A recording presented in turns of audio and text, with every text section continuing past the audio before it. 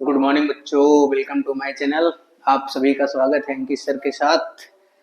आते हैं आज एक फिर नई क्लास के साथ, जो कि अभी क्लास 12 का न्यूमेरिकल चल रहा है फिजिक्स में, है ना। इनके इंपॉर्टेंट से जो न्यूमेरिकल है वो बताए जा रहे हैं।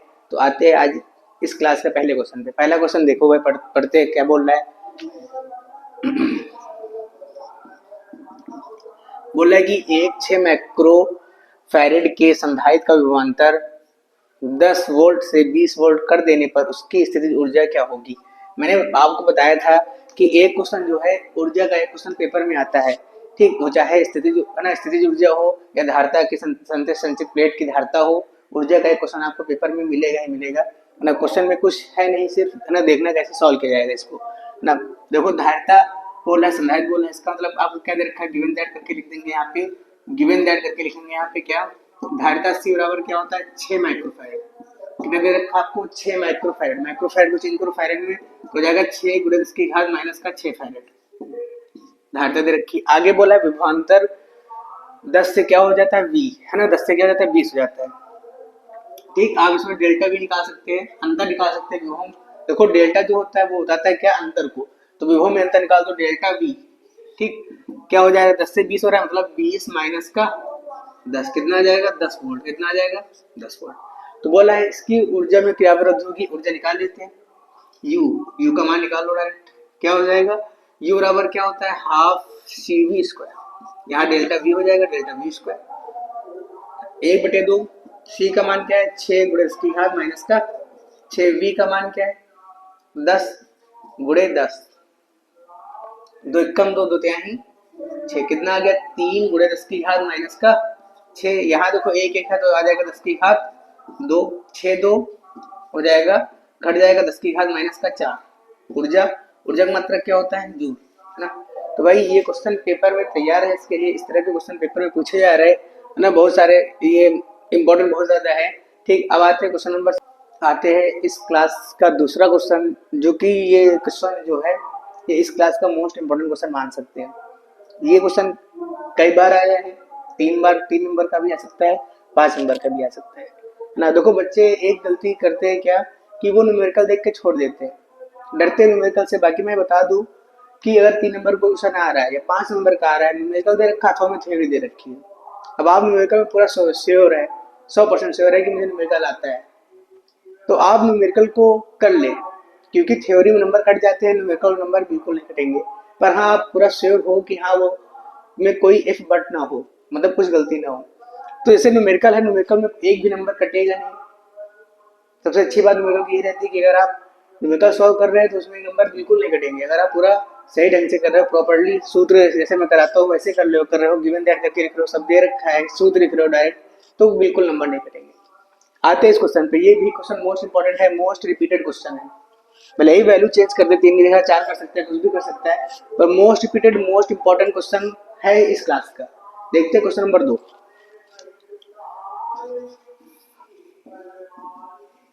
बोल रहा है कि एक ही धातु की 3 तारों की लंबाइयों तथा द्रव्यमान का अनुपात क्रमशः 3:2:1 तथा 1:2:3 है, तो इन तारों का प्रतिरोध का अनुपात क्या होगा।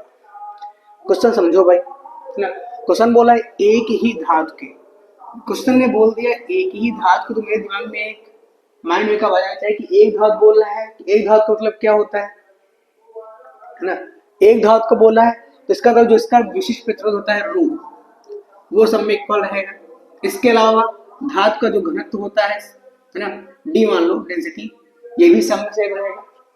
मतलब दो चीज एकदम क्लियर हो गई, एक ही धातु से क्या कि रो क्लियर हो जाएगा और डी, दो चीज एकदम क्लियर हो गई, ठीक है।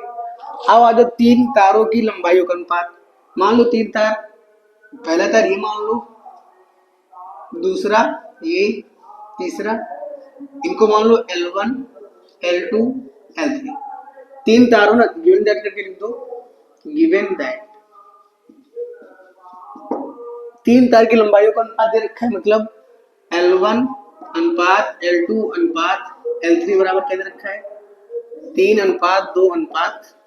क्लियर, मान सकते हैं क्या, L1 का मान 3 मान सकते हैं, L2 का मान 2, L3 का मान 1।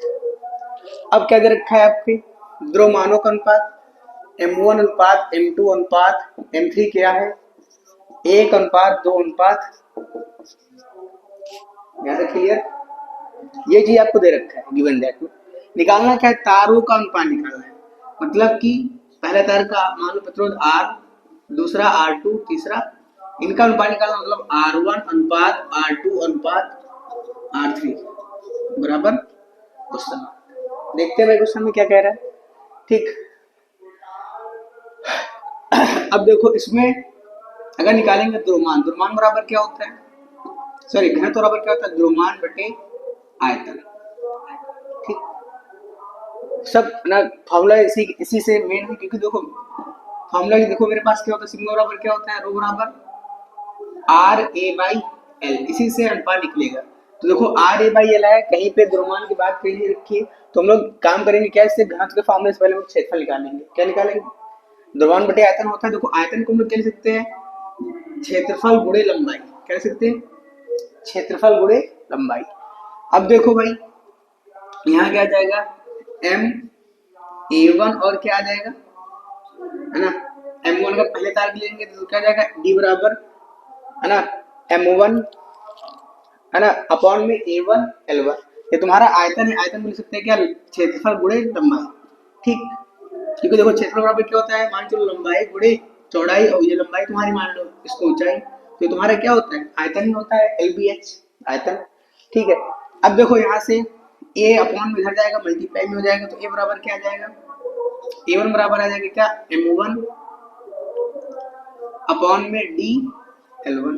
ठीक, ये आ गया, A1 की वैल्यू आ गई। अब आते हैं डी वैल्यू निकालते हैं, ऐसे सेम करेंगे तो क्या आ जाएगी, A2 कितना आ जाएगा, M2 upon DL2, comma A3 क्या आ जाएगी, M3 अपॉन DL3। क्लियर, बोलो भाई इतना क्लियर है कि नहीं क्लियर है। अब इनका तीनों का अनुपात निकाल लेते हैं, काम कर तीनों का अनुपात निकालो, A1 अनुपात A2 अनुपात A3, तो क्या आ जाएगा मेरे पास, देखना भाई, आ जाएगा M1 अनुपात, देखो A1 का मान क्या है, M1 अपॉन DL1, ये हो जाएगा M2 DL2 अनुपात M3 DL3। देखो सब में D कॉमन है, D काट सकते हैं, काट दिया मैंने। अब देखो M1 M2 M3, M1 का मान क्या दे रखा है 1, L1 का मान दे रखा है 3 अनुपात M2 का मान क्या दे रखा है 2, L2 का मान क्या दे रखा है 2। ठीक, और M3 मान क्या दे रखा है, सॉरी M3 मान दे रखा है 3 और L3 मान क्या दे रखा है 1। तो तुम्हारा क्या आ गया, A1 अनुपात A2 अनुपात A3 आ गया। ठीक, इतना क्लियर है। या इसको हम लोग काट सकते हैं, है ना, 2 से काट सकते हैं, क्या आ जाएगा, 2 एकम 2, 2 एकम 2, तो मेरे पास क्या आ गया, 1 और बटे 3, 1 और 3। एक काम को 3 से गुणा कर दो सब में, तो ये कट जाएगा, बटे वाला हट जाएगा, तो जाएगा 3 एकम 3, 3 एकम 3, 3 त्रिक का, देखो यहाँ पे 1 आ जाएगा, तो 3 से गुणा करेंगे इसमें तो 1 आ जाएगा, यहाँ जाएगा 3 त्रिक का 9, मतलब A1 अनुपात A2 अनुपात A3 कितना आ गया, 3 अनुपात 1। अब देखो फॉर्मूला लगा देंगे रो बराबर, हाँ रो बराबर क्या होता है, आर ए बाई एल। अब देखो मुझे R1 R2 R3 का अनुपात चाहिए, तो यहाँ से अगर हम लोग R का मान निकालेंगे तो R बराबर क्या आ जाएगा, rho L A R, R1 बराबर क्या हो जाएगा, यहाँ जाएगा R1 L1 A1, रो तो सब में सेम रहेगा। ठीक है, तो R1 बराबर क्या आ जाएगा, यहाँ निकालेंगे क्या, R1 बराबर R1 का मान क्या हो जाएगा, बोलो भाई, रो L1 upon A1, comma R2 का मान क्या हो जाएगा, रो L2 अपॉन A2, R3 का मान क्या हो जाएगा, रो L3 अपॉन A3। सबका अनुपात निकालना, अनुपात निकालो भाई। अनुपात कैसे आएगा, देखो भाई यहाँ पे, है ना, आ जाएगा R1 अनुपात R2 अनुपात R3, क्या जाएगा मेरे पास, रो L1 अपॉन A1 अनुपात रो L2 अपॉन A2 अनुपात रो L3 अपॉन A3। देखो सब में रो कॉमन है, रो कॉमन कर लो, ये कट जाएगा, ये कट जाएगा, ये कट जाएगा। ठीक, अब देखो L1 का मान क्या दे रखा है मेरे पास, L1 का मान दे रखा है 3, और A1 का मान क्या दे रखा है मेरे पास 1, अनुपात लगा देंगे। L2 मान क्या दे रखा है मेरे पास 2, अपॉन में A2 मान क्या दे रखा है 3, अनुपात L3 मान क्या दे रखा है ये 1, और A3 मान क्या दे रखा है 9। देखो सबका नीचे एलसीएम क्या बनेगा 9, तो इसमें किसका गुणा करेंगे 9 का, इसमें 3 त्रिक का 9, ठीक। तो कितना आ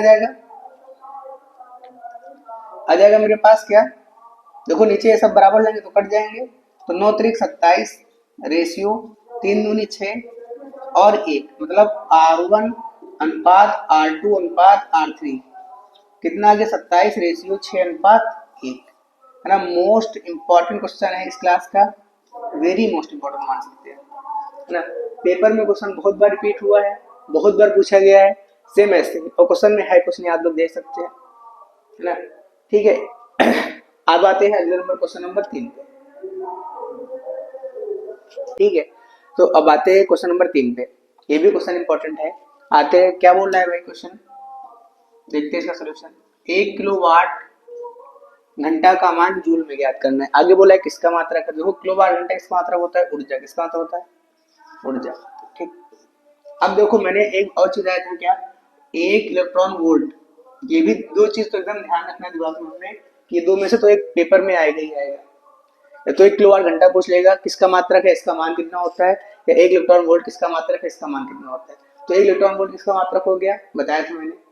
ये भी किसका मात्रक होता है, ये भी तुम्हारा होता है ऊर्जा, किसका मात्रक होता है ऊर्जा, ठीक।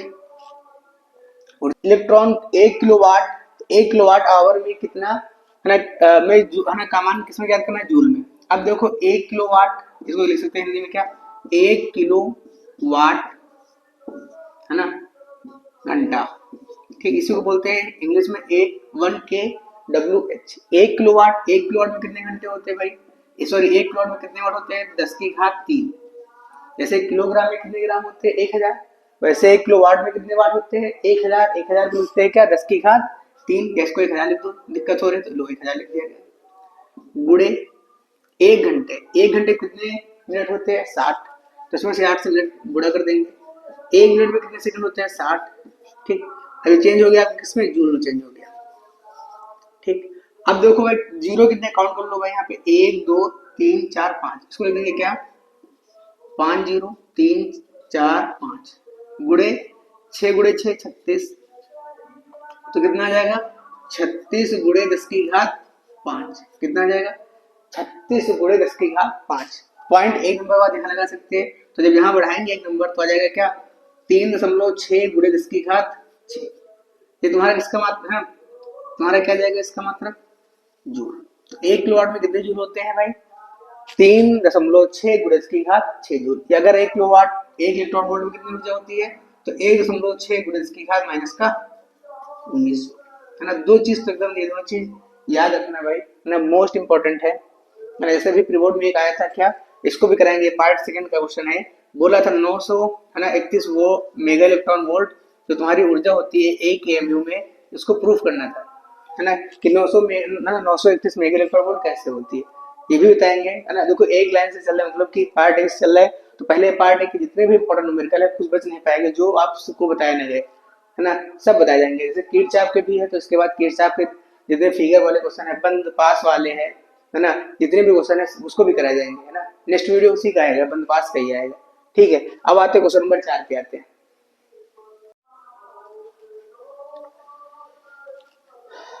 क्वेश्चन नंबर 4 पे, जो इस क्लास का लास्ट क्वेश्चन होगा, क्वेश्चन नंबर 4। बोल क्या रहा है भाई, देखते हैं, क्वेश्चन इंपॉर्टेंट है भी। आज बोल रहा है किसी मकान में 200 वोल्ट के मेंस से 60 वाट के 200 बल्ब समांतर क्रम में जुड़े हैं, तो प्रतिदिन क्या निकालना है खर्च, कि कितना खर्च हो रहा है बिजली, ठीक। अब आते हैं भाई इसमें सोल्यूशन, क्या दे रखा है भाई इसमें आपको, गिवन दैट करके पहले लिख देंगे, ठीक, गिवन दैट। देखो मैं सबने गिवन दैट करके लिखता हूँ ताकि आप लोग की भी आदत बनी रहे ऐसे लिखने की, कम से कम अगर ये क्वेश्चन 2-3 नंबर का आएगा तो आप गिवन दैट करके लिखेंगे तो उसमें आधा 1 नंबर मिल जाता है, फॉर्मूला लिख देंगे तो 1-2 नंबर तो कंफर्म है, ठीक है। अब आ जाओ, कुछ क्या दे रखा है 200 वाट 200 वोल्ट, तो वी का मान दे रखा है क्या 200 वोल्ट, फिर आगे बोला 60 वाट, मतलब P बराबर क्या दे रखा है 60 वाट। बल्ब के समांतर क्रम में जुड़े हैं तो प्रतिदिन, मतलब प्रतिदिन में एक दिन में कितने घंटे होते हैं भाई 24, तो मतलब समय दे रखा है ना, कितने दे रखा है 24 घंटा। निकालना क्या है भाई ऊर्जा, है ना, ऊर्जा निकालना है। ना मान चलो कितना खर्च हो रहा है, मतलब यूनिटों की संख्या पूछा गया, यूनिट। तो क्या होता है भाई यूनिट संख्या। अब देखो पहली बात ना, 60 वाट के कितने बल्ब जलाए जा रहे हैं 200, तो मतलब कि एक बल्ब में कितना खर्चा हो रहा है 60, तो 200 बल्ब में कितना खर्चा हो जाएगा 60 × 200, तो 6 दूना 12, 12,000 वाट, 12,000 वाट आपको खर्चा हो रहा है। तो यूनिट संख्या बराबर क्या आ जाएगा, है ना, या खर्च ऊर्जा क्या हो जाएगी तुम्हारी, यूनिटों की संख्या क्या हो जाएगा, वाट गुणे समय गुणे दिन बटे 1000, क्या होता है बटे में 1000। अब देखो वाट कितने वाट दे रखा है 12,000, समय लगभग कितना समय लग रहा है 24 घंटा, कितने दिन भाई जल रहा है प्रतिदिन, मतलब एक दिन का खर्चा पूछा गया। अगर पूछा प्रतिमा तो 30 से गुणा करते, प्रतिदिन मतलब एक दिन बटे में 1000, 3 0 कट जाएंगे, गुणा करो भाई 12 × 24, 12 × 4 = 48 की 8 हासिल 4, 12 × 24, 24 28, है ना, कितना आ जाएगा भाई तुम्हारा आ जाएगा KWH किलो वाट, इतने तुम्हारे जूल क्या 288 जूल एक दिन में ऊर्जा खर्च हो रही है। ठीक, बस ये लास्ट क्वेश्चन है इस क्लास का, फिर मिलते हैं नए क्लास में, तब तक के लिए जय हिंद जय भारत।